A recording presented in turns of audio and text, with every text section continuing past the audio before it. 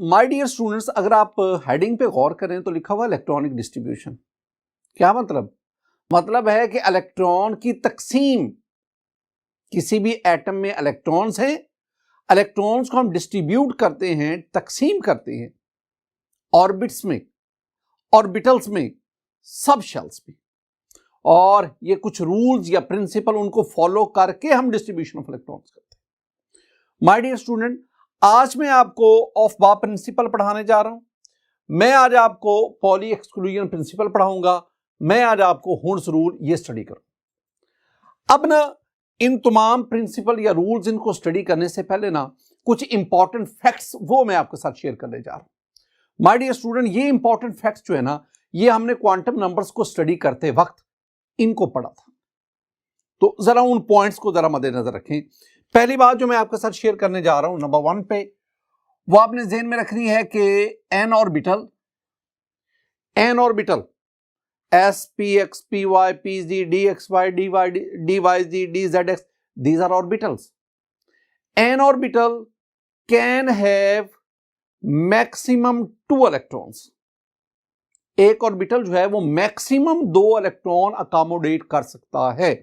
ये मैंने पहले भी 2-3 दफा आपसे शेयर किया। दोबारा देखो, मैंने क्या कहा कि an orbital my dear student, ये जो ऑर्बिटल है ना, ये मैंने आपसे कहा एस बी है, पी एक्स हो सकता है, पी वाई हो सकता है, d x y, all these are orbitals. An orbital can have maximum 2 electrons. एक ऑर्बिटल में मैक्सिमम 2 इलेक्ट्रॉन्स आ सकते हैं। दूसरा पॉइंट मैंने आपको प्रिंसिपल क्वांटम नंबर पढ़ाते हुए बताया था, और मैंने आपसे कहा था कि the maximum number of electron that are accommodated in a shell is given by 2n²। यानी ये हमने एक फॉर्मूला पढ़ा था 2n²। ये फॉर्मूला हमें क्या बताता है? ये बताता है हमें maximum number of electron in a shell. ये हमें बताता है maximum number of electrons in a shell. अब तीसरी बात, अच्छा, अगर आप इस फॉर्मूला को फॉलो करें तो आपके पास फर्स्ट ऑर्बिट के shell that has K shell that has maximum 2 electron. We have the L shell, it can accommodate maximum 8 electron. We have M shell, it can accommodate maximum 18 electrons. यहां जो N है ना, N is the principal quantum number. अगर N 1 होगा, I mean K shell की बात हो रही है, तो यहां 1 पुट करें, 1 का स्क्वायर 1, 1 2 2, तो 2 इलेक्ट्रॉन। अगर N 2 होगा तो L shell की बात हो रही है, और अगर आप यहां पे 2 पुट करेंगे, 2 2 4, 4 2 8, तो एल शेल में मैक्सिमम इलेक्ट्रॉन 8 आ सकते हैं, एम में 18 आ सकते हैं, एन में 32 आ सकते हैं, एंड सो ऑन। तीसरी बात स्टूडेंट, एक हमने और फॉर्मूला पढ़ा था क्वांटम नंबर पढ़ते हुए, ये हमने फॉर्मूला पढ़ा था 2 × 2l + 1। ये हमें क्या बताता है? ये हमें बताता है maximum number of electron that are accommodated in a subshell। तो सब शेल के अंदर, ये सब शेल्स उसमें मैक्सिमम नंबर ऑफ इलेक्ट्रॉन उसको अकोमोडेट करना। और आपको मैंने पढ़ाया था, मैंने कहा था कि अगर आपके पास एस सब शेल हो, it can accommodate maximum 2 electron. If you have the p sub shell, it can accommodate maximum 6 electron. If you have the d sub shell, it can accommodate 10 electrons. If you have the F subshell, it can accommodate 14 electrons. ये जो बातें मैंने आपके साथ share की ना, ये important facts हैं, और इनको हमने क्वांटम नंबर्स में स्टडी किया था। स्टूडेंट, इन्हीं को बुनियाद बनाकर हम आगे बढ़ते हैं।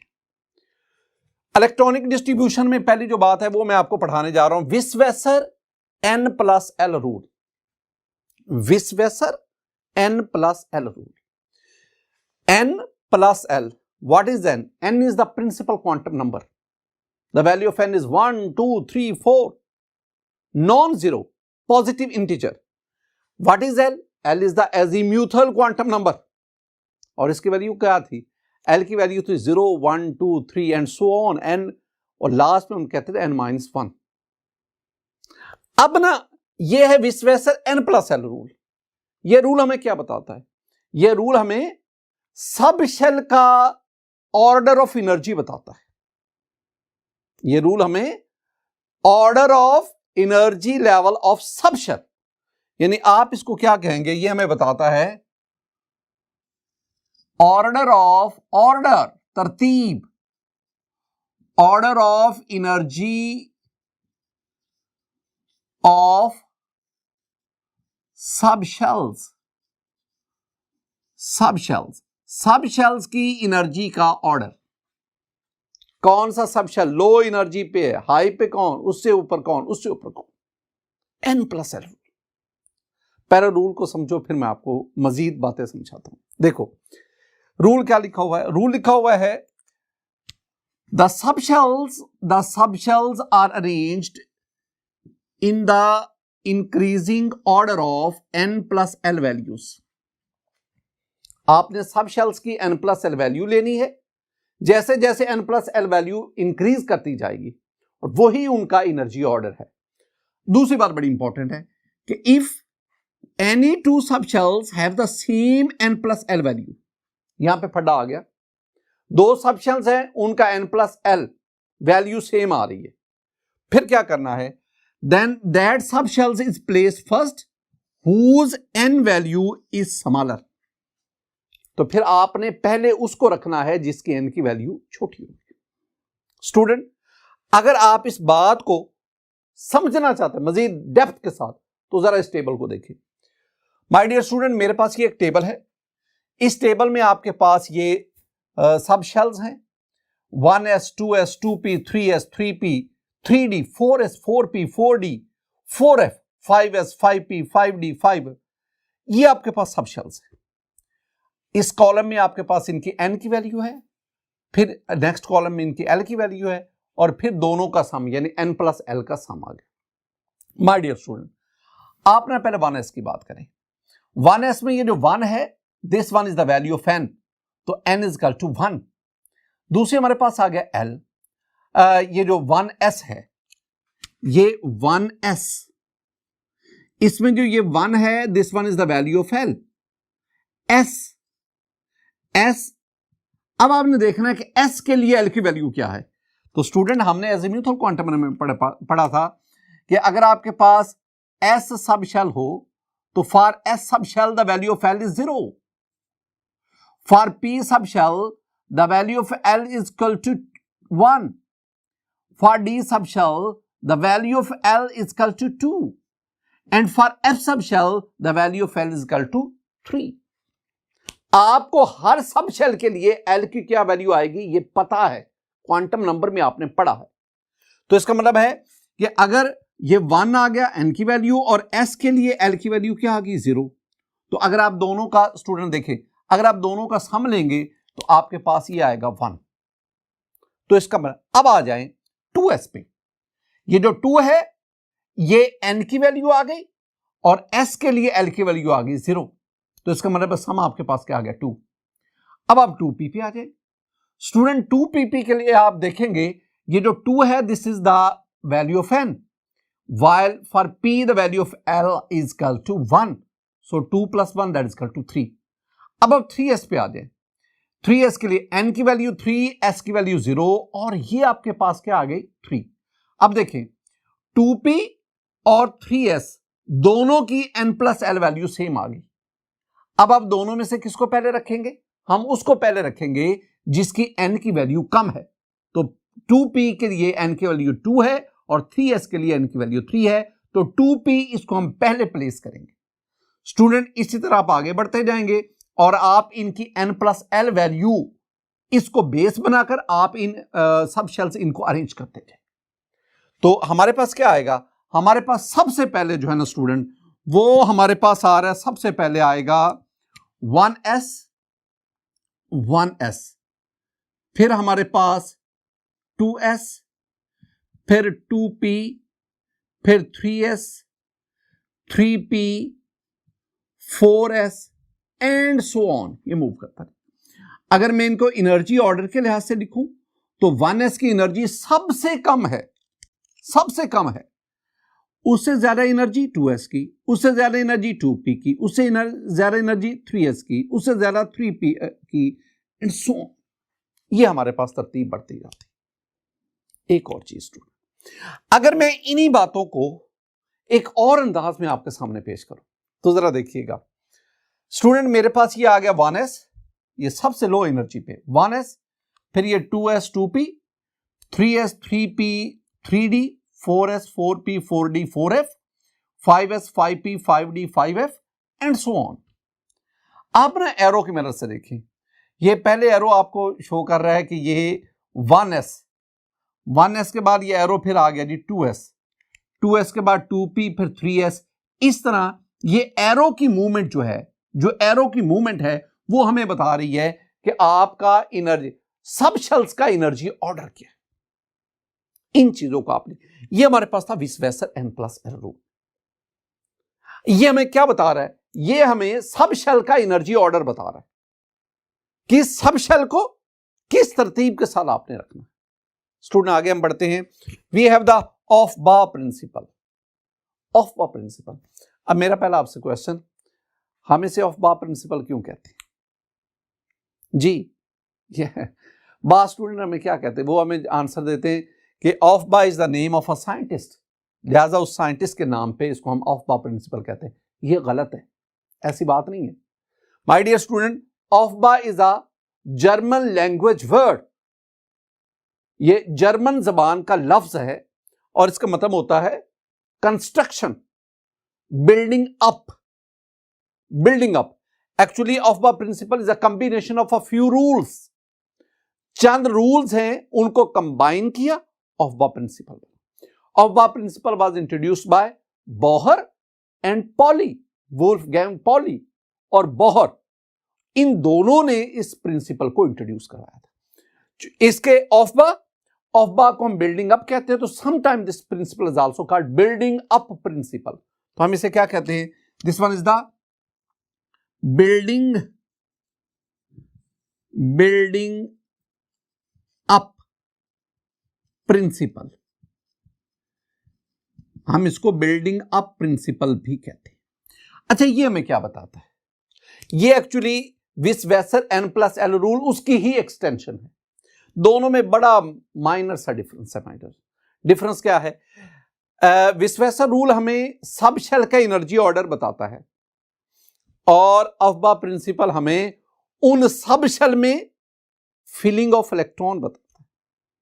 कैसे, स्टेटमेंट्स की, the electron should be filled in energy सब shells in order of energy increasing energy values. आपने इलेक्ट्रॉन को एनर्जी सब शेल में फिल करना है, किस तरतीब से, in order of increasing energy values. जैसे जैसे उन सब शेल्स की एनर्जी वैल्यू बढ़ती जाएगी, आपने सबसे पहले लोएस्ट एनर्जी वाले सब शेल में इलेक्ट्रॉन को फिल करना है, फिर उससे हायर, फिर उससे हायर, फिर उससे हायर एंड सो ऑन। यानी पहले आपको सब शेल्स को अरेंज में लाना है, तरतीब में लाना है। कौन सी तरतीब, जो हमें n+l रूल से हासिल हुई। फिर आपने उन सब शेल्स में इलेक्ट्रॉन की फिलिंग कर देता। कैसे स्टूडेंट, मेरे पास ना, जैसे मैंने आपसे लिखा, एक और भी टोटका जरा ज़हन में बिठाओ ना, एक और तरतीब में स्टूडेंट आपके साथ शेयर करता हूं। ये वही विस्वेसर n+l रूल ही है, इसका एक ना आप कह लें टोटका, जिससे आप आसानी से अपने मतलब को पा सकते हैं। वो क्या, school public school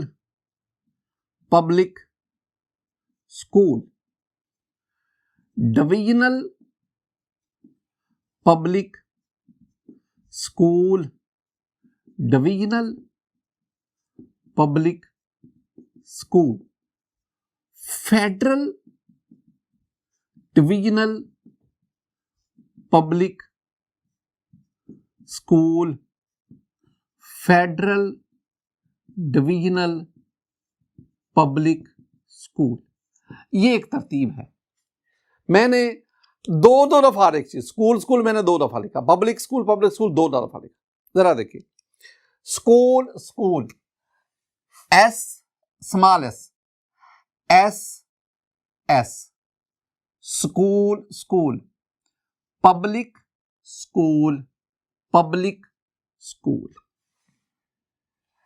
divisional divisional divisional public school, divisional public school, federal divisional public school and so on, federal divisional public school. ये मैंने एस पी डी एफ लिखा, दीज आर सब शेल्स। अब आपने क्या करना है, एस जो है ना, इसके साथ नंबरिंग करनी है, 1 से शुरू करना है। एस को हमने शुरू किया 1 से, ये हो गया जी हमारे पास 1s, 2s, सिर्फ एस के साथ 3s, 4s, 5s, 6s, 7s and 8s। P को 2 से शुरू करें, S को 1 से, P को 2 से, 2P, 3P, 4P, 5P, और then you have the 6P and you have the 7P। S को 1 से स्टार्ट किया, P को 2 से स्टार्ट किया, D को 3 से, 3D, 4D, 5D and 6D। S को 1 से शुरू किया, P को 2 से शुरू किया, D को 3 से शुरू किया, F को 4 से शुरू करें। ये हमारे पास आ गया 4F and this one is the 5F। अच्छा स्टूडेंट, इसमें जो मैंने रेड कलर में लिखा SPDF, ये सब शेल्स हैं, और मैंने इसके साथ जो 1 2 3 4 5 6 लिखा, दीज आर ऑर्बिट।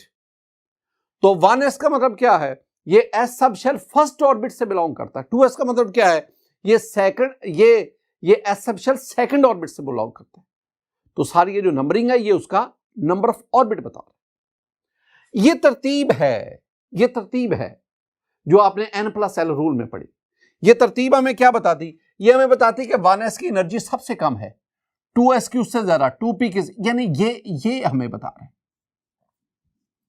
ये सब शेल का एनर्जी ऑर्डर हमें बता रहा है, एनर्जी ऑर्डर ये हमें, और आपने ये आसानी से इस फार्मूला के तहत इसको निकाल लिया। ये मेरे पास energy. My dear student, entry test में इससे रेलेवेंट एमसीक्यूज आते हैं। 2 तरह के एमसीक्यू आता है। एक MCQ, which of the following subshell is not possible, कौन सा सबशेल पॉसिबल नहीं है। आपसे आंसर क्या आता है, which of the following subshell is not possible. Option A आपके पास आ गया जी 4s, ऑप्शन बी आपके पास आ गया 2D, ऑप्शन सी आपके पास 6F, और ऑप्शन डी आपके पास आ गया जी 3P। अब आप इसमें देखें, 4s इज पॉसिबल, क्यों, S 1 से शुरू होता है, 1s 2s 3s 4s 5s 5, ये possible. 2D is not possible, D कहां से शुरू होता है, D 3 से शुरू होता है। 1D 2D यानी फर्स्ट ऑर्बिट सेकंड ऑर्बिट में D सबशेल नहीं होता। 6F यस, 4F, F जो F सबशेल है भी ये फोर्थ ऑर्बिट से शुरू होता है। 4F 5F 6F 7F, हां 1F 2F 3F नहीं होगा।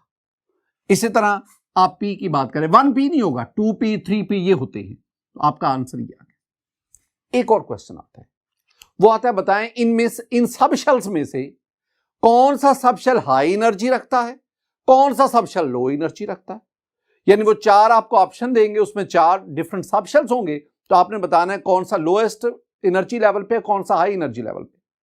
तो आपने उसके एनर्जी ऑर्डर बताना होता है, वो भी तभी आएगा जब आपको ये तरतीब आएगी। एक और चीज, अब आपने इन सबशेल में इलेक्ट्रॉन को फिल करना है। माय डियर स्टूडेंट, मैंने आपसे जिक्र किया, मैंने आपसे कहा कि S में मैक्सिमम कितने इलेक्ट्रॉन अकोमोडेट हो सकते हैं, 2, P में 6, D में 10 और F में मैक्सिमम कितने, 14। ये है maximum number of electron that are accommodated in a subshell. अब नजर देखें, मैं आपसे कहता हूं you have the sodium atom, sodium का एटॉमिक नंबर 11, इट मींस इसमें 11 इलेक्ट्रॉन्स हैं। अब आपने उन इलेक्ट्रॉन्स को इन सब शेल्स में अकोमोडेट करना है। पहले आप उन सब शेल्स को एनर्जी ऑर्डर के लिहाज से अरेंज करेंगे। पहले आपके पास क्या आ गया, पहले आपके पास 1s 2s 2p 3s, यहां तक ना हमारे पास इलेक्ट्रॉन अकोमोडेट हो जाएंगे। स्टूडेंट 11 इलेक्ट्रॉन्स है। पहले 1s के अंदर 2 इलेक्ट्रॉन, 2s के अंदर 2 इलेक्ट्रॉन, 4 इलेक्ट्रॉन्स अकोमोडेट हो गए। p के अंदर 6 इलेक्ट्रॉन, तो टोटल कितने अकोमोडेट हो गए 10। हमारे पास कितने इलेक्ट्रॉन बच गए 1, तो वो आपके पास आगे s ऑर्बिटल s सबशेल में चला जाएगा। यूं आपने इन सोडियम एटम उसके सब शेल्स में इलेक्ट्रॉन की फिलिंग कर दी। This distribution of electron is according to Aufbau principle. आगे हम स्टूडेंट बढ़ते हैं। We have the Pauli exclusion principle. This principle was introduced by Wolfgang Pauli, और this one is called the Pauli exclusion principle. ये मैंने इसकी ना student 2 statements लिखी हैं, दोनों को हकीकत में दोनों एक ही बात को एक्सप्लेन कर रही हैं। जरा देखिए, लिखा हुआ है कि 2 electrons in the same orbital should have opposite spin. आपके पास एक ऑर्बिटल है, उसमें 2 इलेक्ट्रॉन हैं और दोनों इलेक्ट्रॉन की जो स्पिन है वो ऑपोजिट होगी, एक क्लॉकवाइज होगा, एक एंटी क्लॉकवाइज। ये वेरी इंपॉर्टेंट। एक ही ऑर्बिटल में अगर 2 इलेक्ट्रॉन होंगे तो वो सेम स्पिन के साथ नहीं होंगे, वो ऑपोजिट स्पिन के साथ होंगे। और ये क्यों वो ऑपोजिट के साथ होंगे, ये मैंने आपको प्रिंसिपल स्पिन क्वांटम नंबर में समझा के रहा। माय डियर स्टूडेंट, दूसरी एक और बात, it is impossible for 2 electrons residing in the same orbital. एक ऑर्बिटल, एक आपके पास of a poly electron atom, आपके पास एक एटम है, एक ऐसा एटम है जिसमें एक से ज्यादा इलेक्ट्रॉन है। आपके पास वो एटम है जिसमें एक इलेक्ट्रॉन है, वो तो हाइड्रोजन का है। आई मीन हाइड्रोजन से हटके बाकी जितने भी एलिमेंट्स हैं उनके एटम्स की बात हो रही है। तो हाइड्रोजन एटम में सिर्फ एक इलेक्ट्रॉन होता है, तो हाइड्रोजन एटम की बात नहीं हो रही, यह पॉली इलेक्ट्रॉन एटम की बात हो रही है। तो जो हमारे पास पॉली इलेक्ट्रॉन्स एटम्स हैं, तो कोई भी पॉली इलेक्ट्रॉन एटम ले, उसके किसी भी ऑर्बिटल में 2 इलेक्ट्रॉन अकोमोडेट कर रहे हैं, 2 इलेक्ट्रॉन हैं, तो वो कहते हैं कि उन इलेक्ट्रॉन की चारों क्वांटम नंबर की वैल्यू सेम नहीं होगी। ये 2 बातें जरा मैं आपको एक्सप्लेन करता हूं, आसानी से समझ आएगी, कोई मुश्किल नहीं। देखिए जरा, पहली बात, 2 electrons in the same orbital should have opposite spin. Student इस पॉइंट को तो जरा समझना। मेरे पास ना ये एक वीडियो टाइप है, ये हमारे पास रोटेशन ऑफ इलेक्ट्रॉन ये शो कर रहे हैं। इलेक्ट्रॉन जो है वो vertically up and down move करते हैं, और ये रोटेशन इसकी क्लॉकवाइज एंटी क्लॉकवाइज होती है। इसको जरा देखना माय डियर स्टूडेंट, जब ये इलेक्ट्रॉन जो है ना, इलेक्ट्रॉन्स ये अपवर्ड मूव करते हैं, अपवर्ड वर्टिकली जब ये अपवर्ड मूव करते हैं तो ये एंटी क्लॉकवाइज रोटेशन शो करते हैं, और जब ये इलेक्ट्रॉन डाउनवर्ड मूव करते हैं तो ये क्लॉकवाइज रोटेशन शो करते हैं। इसका मतलब क्या हुआ, इसका मतलब हुआ ये आपके पास पॉइंट अगर आपको समझ आई है, ये यही पॉइंट है जो हम समझाने जा रहे हैं कि अगर एक ऑर्बिटल में 2 इलेक्ट्रॉन होंगे तो फिर एक क्लॉकवाइज मूव करेगा और दूसरा एंटी क्लॉकवाइज। एक की जो वर्टिकल रोटेशन अपवर्ड होगी तो दूसरे की वर्टिकल रोटेशन डाउनवर्ड होगी। This one is very important. यही बात हम इधर भी पढ़ रहे हैं। दूसरा पॉइंट जरा सुने, मेरे पास ना सपोज मेरे पास ये कार्बन है। माय डियर स्टूडेंट, कार्बन का एटॉमिक नंबर 6, मैं इलेक्ट्रॉनिक कॉन्फ़िगरेशन करता हूं, 1s2 2s2 2px 2py 2pz, ये मैंने ऑर्बिटल बनाए, तो 6 इलेक्ट्रॉन अकोमोडेट करने, 2 4 5 और 6। आप ना इसकी बात कर रहे हैं, ये मेरे पास एक ऑर्बिटल है, ये ऑर्बिटल है 2s, इस ऑर्बिटल में कितने इलेक्ट्रॉन है, 2 इलेक्ट्रॉन है। अब ये जो 2 इलेक्ट्रॉन है ना, इनकी मैं क्वांटम नंबर्स की वैल्यू आपके सामने लाता हूं। ऑर्बिटल कौन सा है? 2s ऑर्बिटल है। इलेक्ट्रॉन कितने आ गए? 2। हम इन इलेक्ट्रॉन की चारों क्वांटम नंबर की वैल्यूज उसको दे। पहले आप इस इलेक्ट्रॉन की n की वैल्यू देखें। इस इलेक्ट्रॉन की जो स्टूडेंट n की वैल्यू है n, वो आपके पास आएगी 2।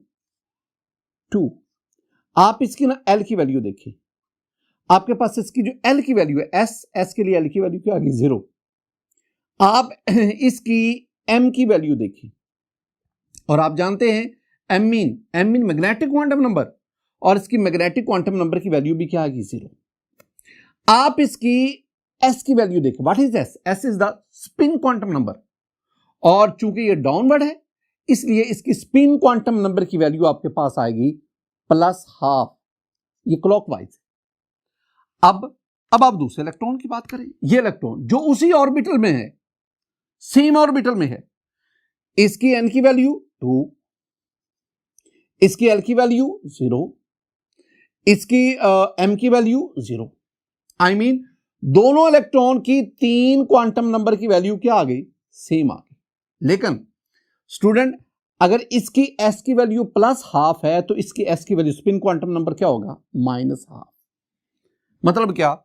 एक ही ऑर्बिटल में ये आपके पास carbon is a poly electrons atom, ऐसा एटम जिसमें एक से ज्यादा इलेक्ट्रॉन है। इसमें 6 इलेक्ट्रॉन है, तो कार्बन एक पॉली इलेक्ट्रॉन एटम है। उसके मैंने ना एक ऑर्बिटल की बात की है 2s ऑर्बिटल, और इसमें कितने इलेक्ट्रॉन? 2। मैंने इन 2 इलेक्ट्रॉन की चारों क्वांटम नंबर की वैल्यूज देखी, तो क्या दोनों इलेक्ट्रॉन की चारों क्वांटम नंबर की वैल्यू सेम है? आंसर है नहीं। मैक्सिमम कितनों की सेम, कितने क्वांटम नंबर की वैल्यू सेम हो सकती है? मैक्सिमम 3 की हो सकती है। तो चौथा क्यों डिफर किया? क्योंकि एक ही ऑर्बिटल में मौजूद इलेक्ट्रॉन एक क्लॉकवाइज है तो दूसरा एंटी क्लॉकवाइज। अगर एक की s की वैल्यू +12 है तो दूसरे की s की वैल्यू क्या होगी? -12। यही बात ऊपर हमने की कि 2 electrons in the same orbital should have opposite spin. Opposite spin का मतलब एक क्लॉकवाइज है तो दूसरा anti clockwise. This one is the Pauli exclusion principal. Student आगे हम बढ़ते हैं।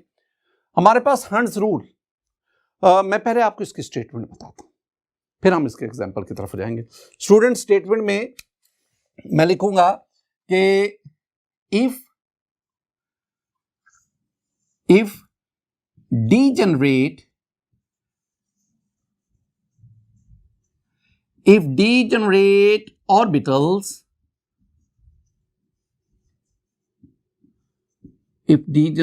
orbitals are available and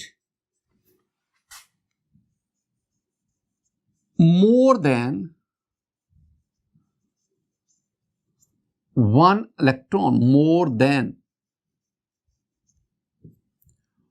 one electron,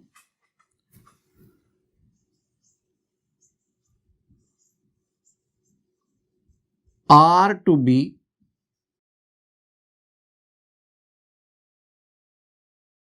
placed in them.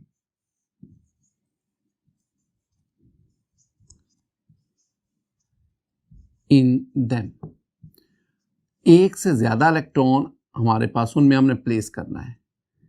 Then they should be placed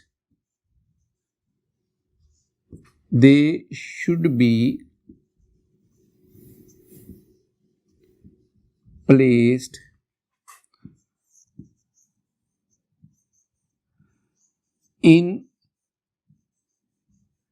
separate orbitals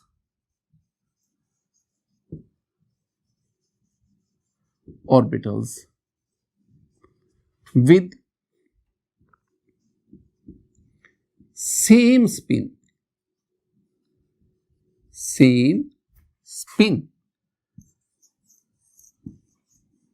rather than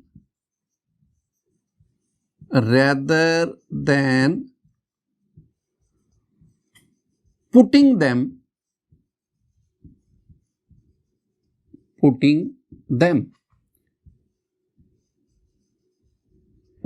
in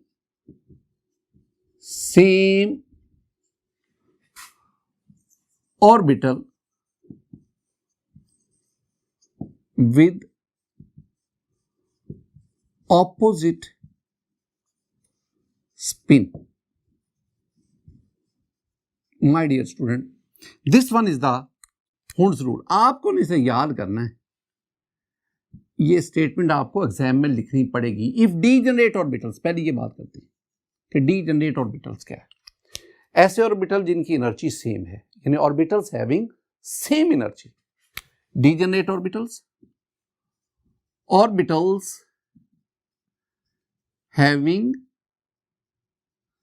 same energy, जिनकी energy same है, are available and more than one electrons are to be placed in them. हमारे पास degenerate है और एक से ज्यादा electron हमने उनमें प्लेस करने. फिर क्या करना है? They should be placed in separate orbital with same spin rather than putting them in the same orbital with opposite spin. मैं आपके साथ ना 2-3 एग्जांपल शेयर करता हूं. स्टूडेंट, नाइट्रोजन की मैं बात करता हूं. नाइट्रोजन का एटॉमिक नंबर है 7. जरा देखें, ये नाइट्रोजन का एटम है. ये एरो शो कर रहा है कि नीचे से ऊपर एनर्जी जो है वो इंक्रीज कर रही है. पहले आपके पास 1s, फिर आपके पास 2s. 1s की एनर्जी लोअर, 2s की उससे हायर, और फिर आपके पास 2px, 2py, 2pz. My dear student, इन तीनों ऑर्बिटल की एनर्जी जो है वो सेम है.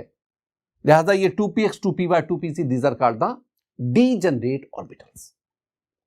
हमारे पास इलेक्ट्रॉन कितने हैं? 7 इलेक्ट्रॉन्स हैं.